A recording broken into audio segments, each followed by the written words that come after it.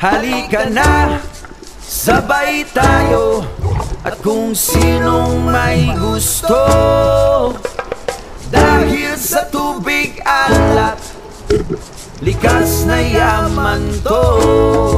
Welcome back mga kaspiro. Muli ay samahan niyo ako sa ating ginawa pamamana ngayong araw. Solo dive lang tayo pero mayroon tayong ka-dive buddy sa kabilang bangka, si Bro Jig. At syempre dito pa rin yan sa Poblasyon Dumaran, Palawan. Let's go! Alright, isang pinagpalang araw mga kaspiro. Nandito na ako sa laot. Kailangan natin mag-stack ng video dahil itong mga sunod na araw baka hindi ako makalaot kasi mag-aasikaso ako ng driver's license. Kaya sana makahuli tayo ngayon para mayroon tayo pang upload. At syempre samahan niyo ako sa aking gagawin pamamana ngayong araw. Solo dive lang ako.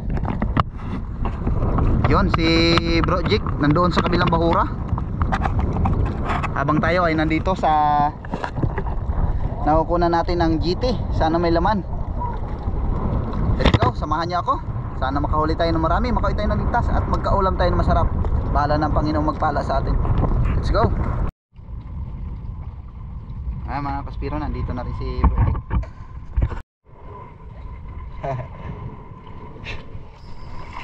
Nauna na si Bro Jig sa spot na pinuntahan namin. Ang usapan namin ay sa kabila kami ng area kung saan malinaw ang dagat dahil doon sa loob ng poblasyon ay napakalabo pa gawa ng napakalakas pa ng habagat dito sa amin. At dito sa ating unang pagsisid mga kaspiro, napakaraming GT na sa labas ng lungga, kaya agad itong nakaalarma at bumaba sa pinagpupugaran nila. Kaya nagsagawa tayo kaagad ng pagsisid dahil malaki ang posibilidad na bigla na lang itong umalis at wala tayong mapana. Mabuti na lang ay meron pang naiiwan dito ng mga maliliit pero yung iba ay sumirit na.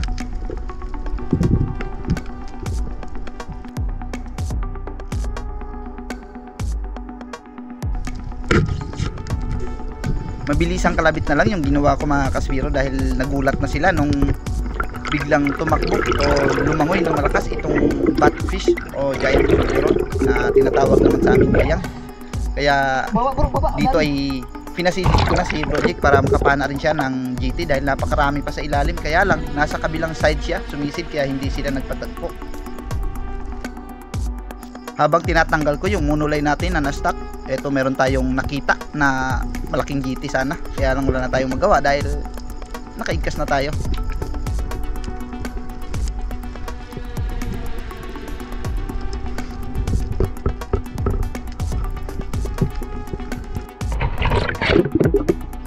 Kung nagkataon lang sana na nasa loob silang lahat, hindi kaagad ako papana para sabay sana kaming makakahuli ni Bro Jig. Kaya lang nagkataon talagang nasa tuktok sila ng bahura kaya mabilis nila tayong nakita. Ha? Ha? Dito?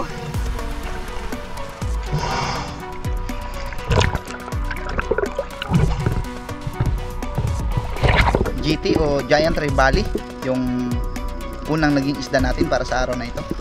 Mamsa na tinatawag sa amin.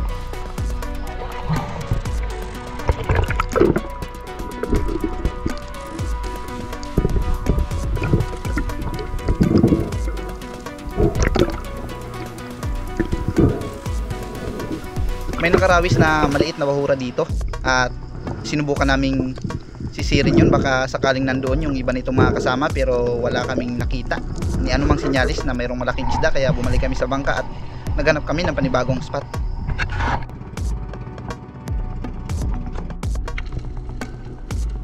Medyo malayo-layo na rin yung nalangoy ko sa bangka sa panibago nating spot. At dito ay nakita ko ng mered bass na pumasok bago pa ako nagsagawa ng pagsisid, kaya naging maingat ako sa pagkilos para hindi sila mespook, lalo may mga maliliit na isda. Isa rin kasi ito sa mga isda na napakailap.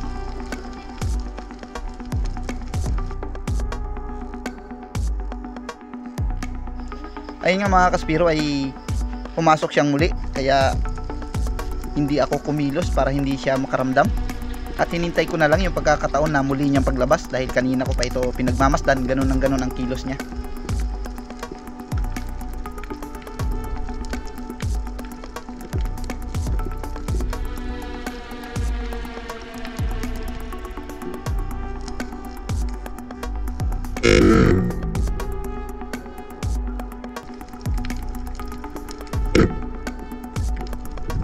Napakaganda naman yung patama natin, stone shot yung pagkakapana natin sa kanya. Red bass na tinatawag o tingalon, at sa ibang terms naman ay bangbangin.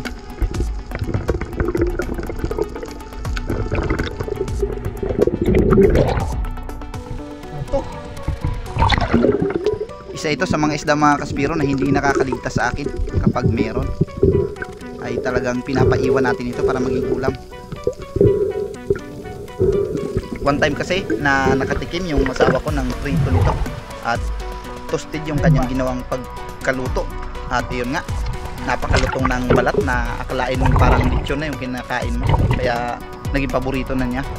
At doon man sa Mindoro, kung hindi ako nagkakamali, hindi daw ito nabibili dahil nakakalason kapag mataas siguro ang dugo o mataas ang uric acid. Talagang mayroong epekto sa kanila dahil napakataba kasi ng isda na ito. Pero kung ayaw naman sa pag-aaral mga kaspiro, ay talagang hindi ito poisonous yung isda na ito. Masaya na ang kalooban ko habang tinatanggal ko yung red bass na ito dahil talagang siguradong may ulam na tayo at napakasarap pa.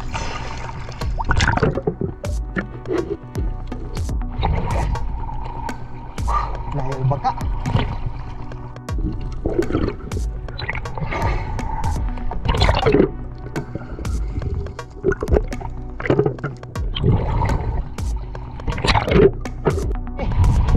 Higop naman tayo sabaw mga kaspiro. Guys, sarap ito sabawan. Oh. Kalabita sabawan. Isko. Yay. Sinabawan. Grabe. Sarap to.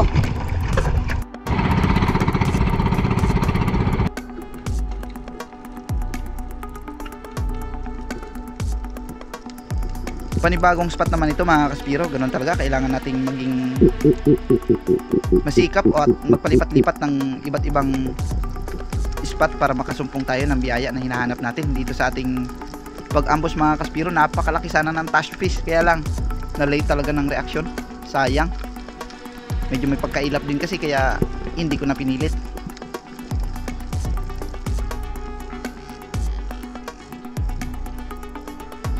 Ang tash fish po mga kaspiro ay hindi po kauri ng mga parrot fish dahil ang kinakain nito ay shells kumpara sa mga parrot fish na mga lumot na bato.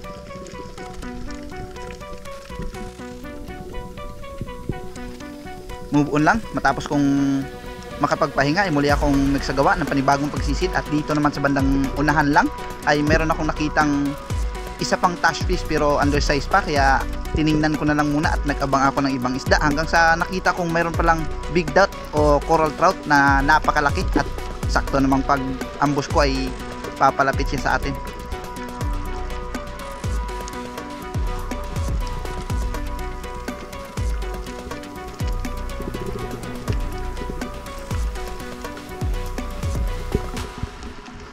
Barchi coral trout ang hindi na dumikit ng husto, kaya tayo na ang gumawa ng paraan. Dahan-dahan kong binaba kahit na yung ating monoline ay tumutunog.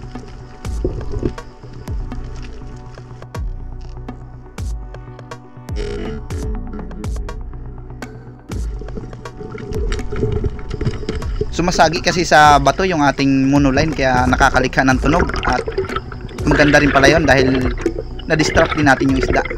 Huminto siya at tumalak sa atin kaya tuloy nating napana.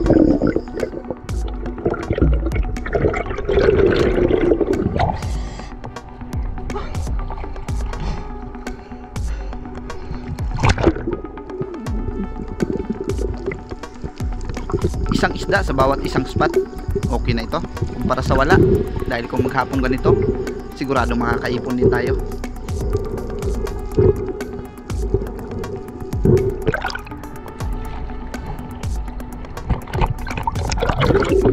Malakas na mga kaspiro, malakas ng hangin. Isang piraso lang yung nadagdag natin dito.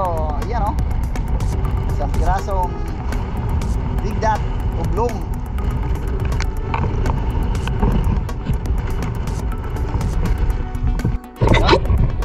Tanghali na ay kain muna tayo, kaya lang wala akong baon na kanin. Hindi na ako kumain sa bahay bago ako umalis. Bumili na lang ako ng mababaon natin sa laot para maging pagkain. Ewan ko lang kung pwede ba ito. Biscuit at apple. Yun. Oh. Siyempre ang basura huwag yan itatapon sa dagat. Yan lang yan, tapon natin sa tabi yan.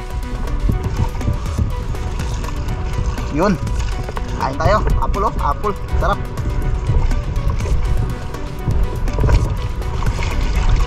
Wow, sarap ng apple.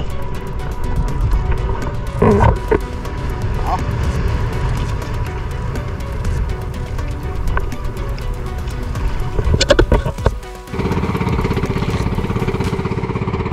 Makumplit tayo mga kaspiro dito sa tabi. Malakas na doon sa laot. Ito muna kami banda sa tabi at hunting lang tayo dito na pwede natin may dagdag. Let's go!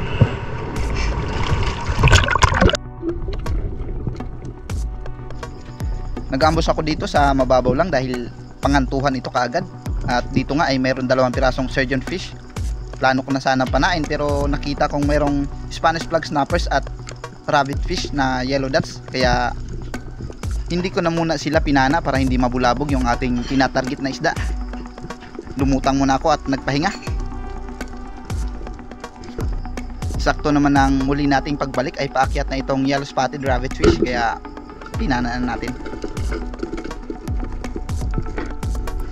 Ipinulupot niya lang kaso sa corals kaya hindi na natin pinersa. Nilapitan ko na lang at tinanggal ng dahan-dahan para hindi masira yung corals.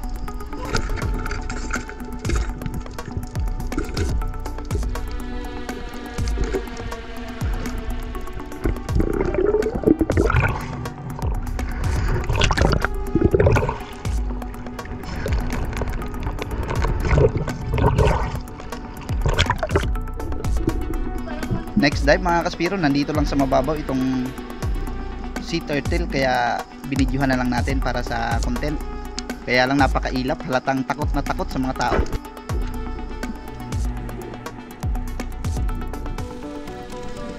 Ito na yung rawis kung saan tayo nakapana ng 13 kilos na giant tribali. Kaya sinubukan kong mag-abang, baka sakaling meron. At dahil nga takot na takot itong mga bait fish ay nag-assume talaga ako na mayroong isda. Sinubukan kong mag-fish call hanggang sa natanaw kong mayroong ng yellowtail tribali. Kaya lang medyo mailap dahil napakalabo pa ng visibility. Hinintay ko na lang yung pagkakataon na muli niyang pagbalik para tuluyan nating mapana. Pero sa hindi inaasahan, napana nga natin kaya lang yung flapper natin ay hindi bumuka.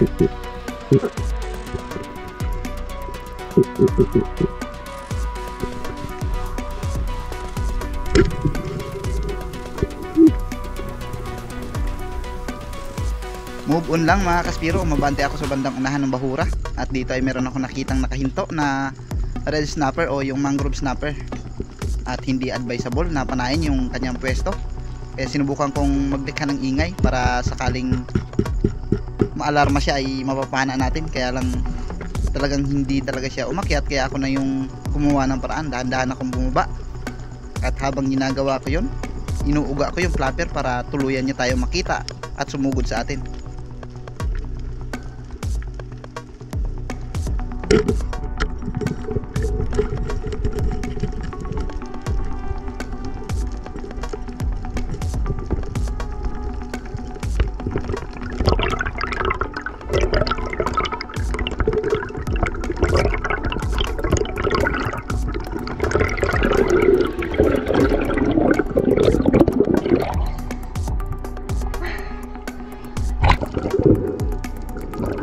Para sa pangalawang pagkakataon mga kaspiro ay muli akong humihingi ng paumanhin dahil hindi pa rin tayo makakapag shoutout, wala pa rin ako sa bahay kaya hindi pa rin tayo makakapaglista. Babawi na lang po tayo.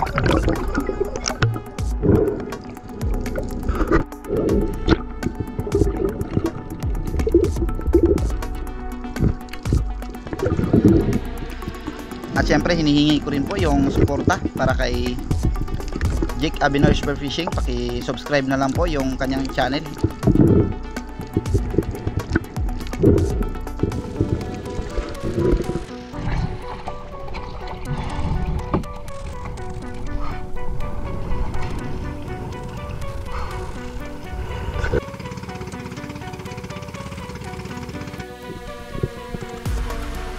Panibagong spot ulit mga kaspiro. Dito ako nakakahuli rin ng giant trevally. At sa pagkakataong ito, tiningnan ko kung may laman yung loob ng kuweba. At nakita kong may 2 piraso. Kaya lang hindi talaga pwede panain dito sa taas, kaya inabangan ko sila sa labas.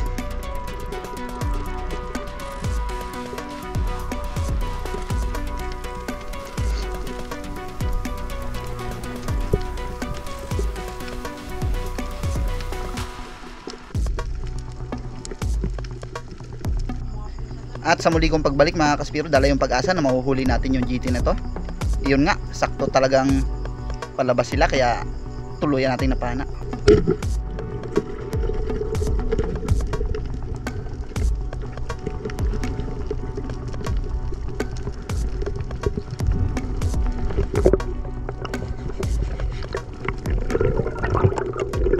Habang papalutang, hinihila ko siya palayo sa bato para hindi niya maipasok yung ating pana.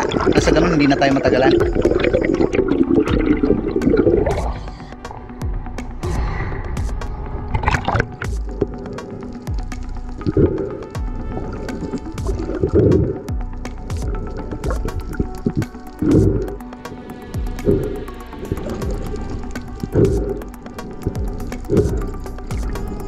Secure na yung ating naging pangalawang GT para sa araw na ito. Hindi man ganun kalakihan pero pwede na.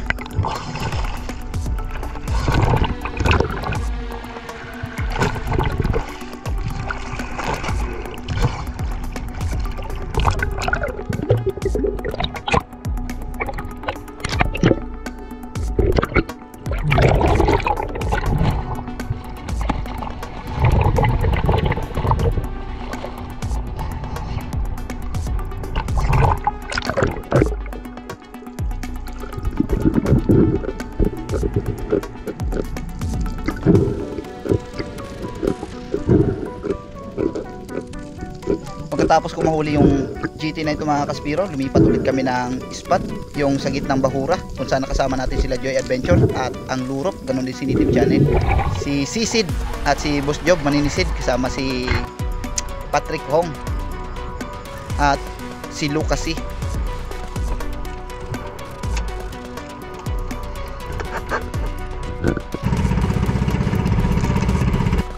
Last na spot mga kaspiro, nagdag tayo ulit. Ay pa rin dalawa ni Bro Jake na magkasama dito. Let's go!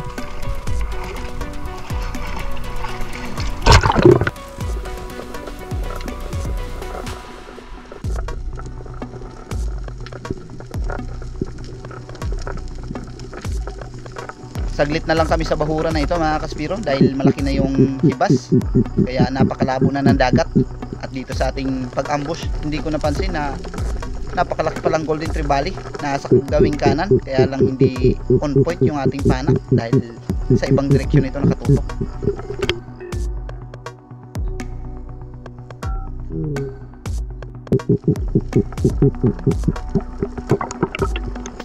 Dahil nga napakalabo ng visibility ay hindi ito sumugod ng tuluyan. Sinubukan ko pang mag fish call para lumapit sana pero wala talagang pag-asa. Kaya dito sa ating sumunod na sisid ay mayroong rabbit fish na nakahinto, kaya ito na lang yung ating pinagtripan.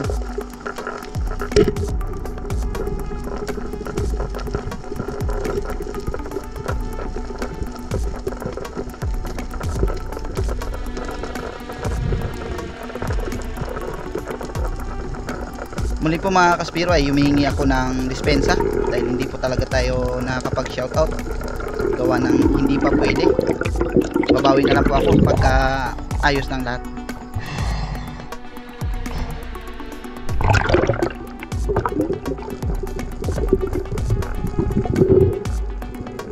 Maraming salamat po pala sa local hut na pagmamay-ari ng pamilyang Lurop PH. Maraming salamat po sa mainit na pagtanggap ninyo dyan sa amin sa Puerto.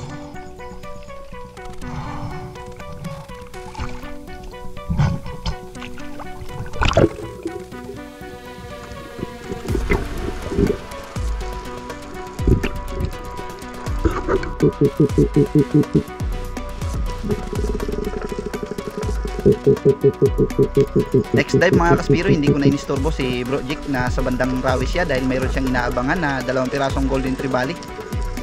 Dito ay napakaraming rabbit fish ang sumugod sa atin, kaya lang dahil nga napakalakas na rin ng agos ay nahirapan na akong ihawi yung aking pana, kaya hindi ako makakalabit.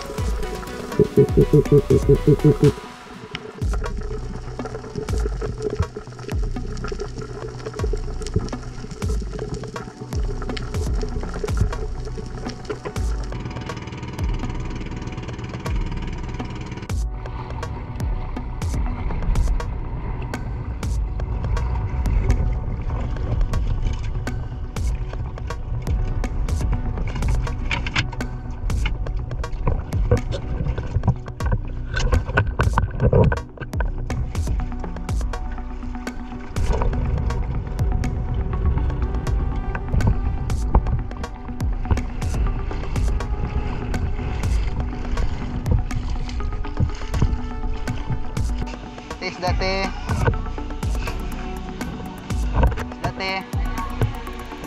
Ay, salamat makadagdag sa ano.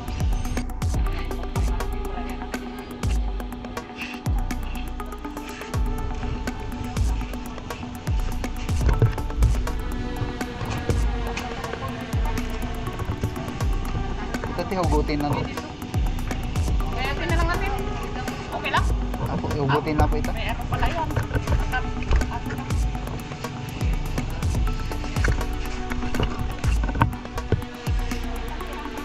Para na, buwan ng soltun. Ay nga ni papaw yun napan sa kabilong. Ano yung may? 7, 4.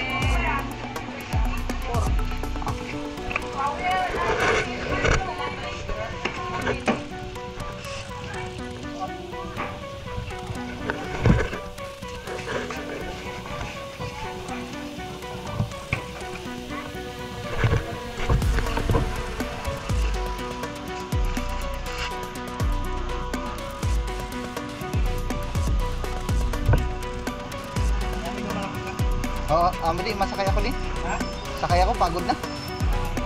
Oh, dalahin mo ako. Okay, pabinta ako. Pang ulam natin yan.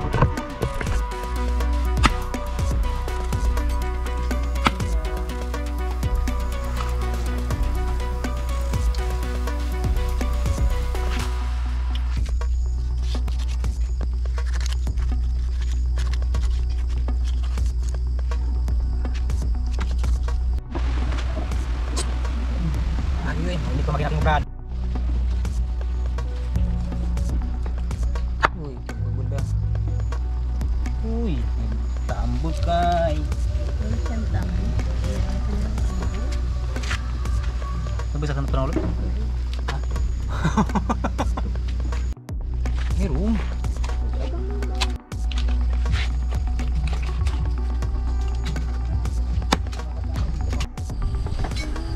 Alright, nandito na. Luto na yung red bass na ating pinaiwan. Yun, oh. Pagkalami. Yung iba prito. Sa taas yung iba. Sa mga kapamilya ni Mrs. pinaghati-hati namin dahil hindi rin kayang ubusin kung ipapaiwan lahat. Kaya tikman natin ang sabaw.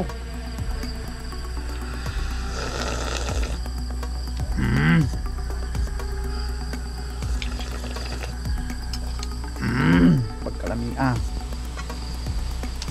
Sa wakas, sa maghapon makakatikim na rin tayo ng kanin. Ito yung mata ng red bass, pero sa gabi maawi tayo.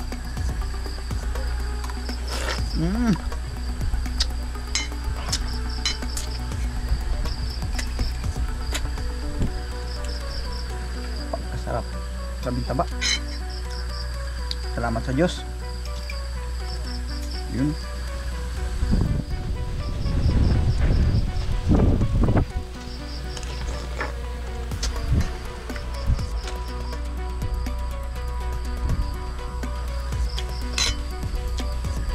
Prito.